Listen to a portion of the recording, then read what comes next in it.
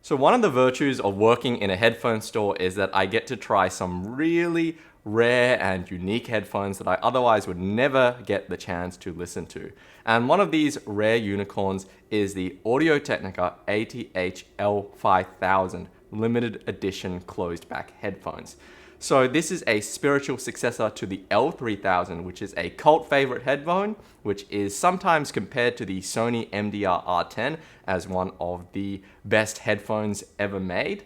There are only 500 units in the world of this headphone, and we are very lucky to have a week to have a demo of the L5000.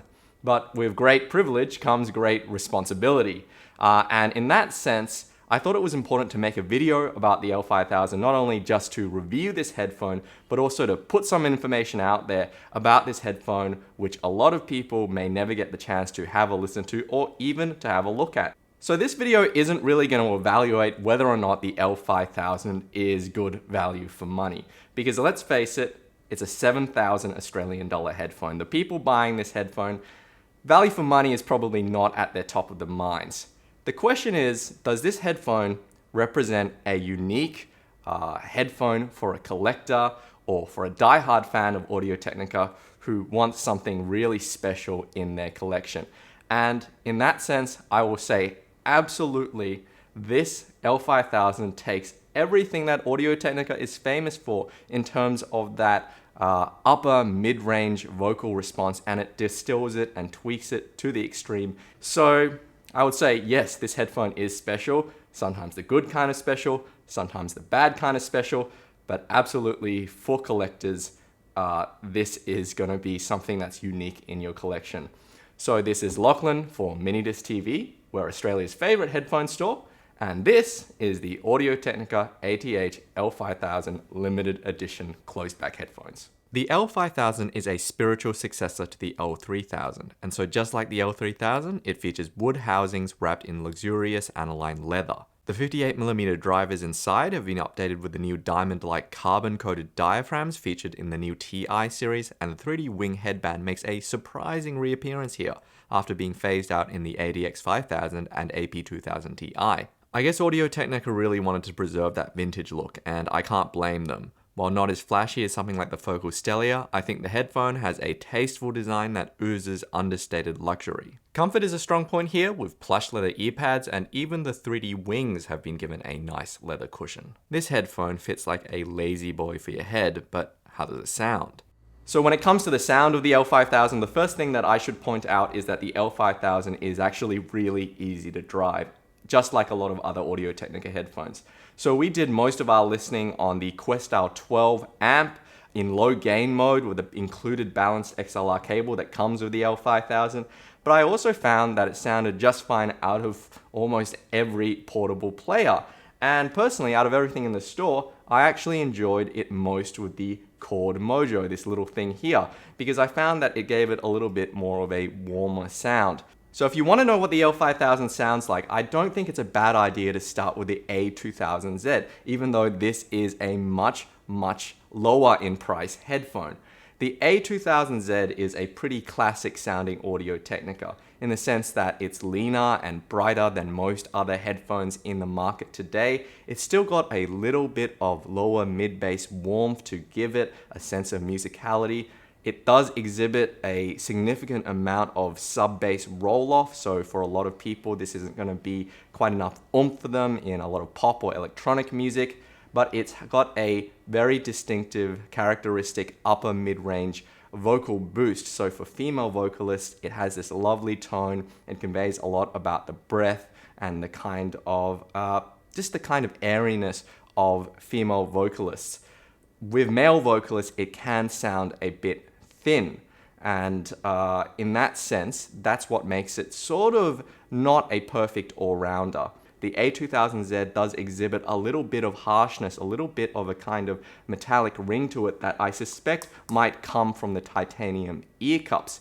But all in all, it's a really nice headphone that really demonstrates the Audio-Technica house sound. So with the L5000, you have the basic sound profile of the A2000Z. However, it differs in a few key areas. Number one, the bass response is a little bit chunkier, a little bit denser, more in line with the sound of the AP2000 Ti.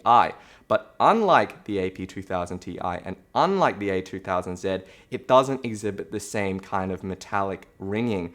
And I think that's because of the wooden ear cups. So unlike the A2000Z and unlike the AP2000, it doesn't ever sound really harsh in the high frequencies. You don't get an issue with cymbals or anything like that sounding too sharp.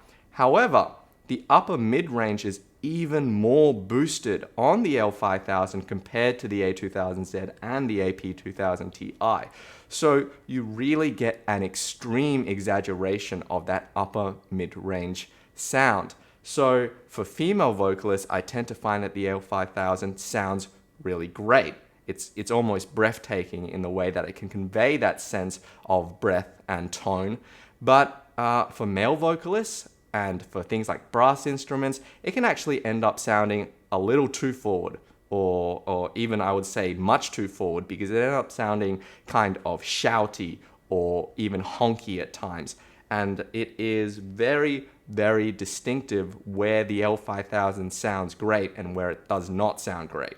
Now, I will publish a full post of listening notes so that you can check that out in the description of this video, and it's going to go through some of the tracks that I think sounds great on the L5000 and some of the stuff that I don't think sounds so good.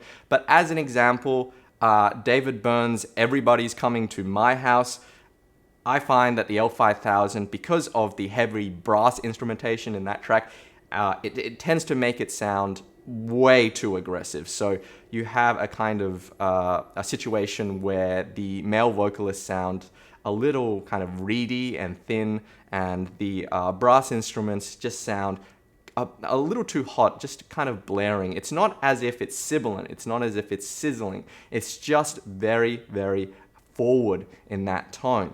Now, in comparison, you have something like the Focal Stelia, where everything is more kind of in line. It sounds less vibrant, but you get a better sense of density in the male vocalist. So it's a little more natural sounding.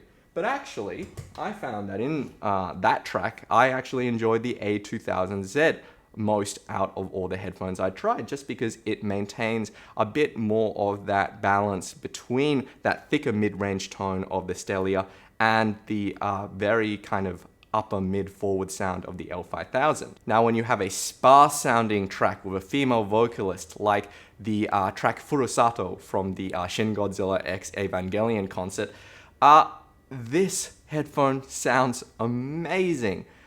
Because of that upper mid-range boost, because of that exaggeration in that tone, you get a really, really strong sense of the vocalist's breath. You get a sense of exactly how distant the microphone is away from her lips, which is just kind of stunning.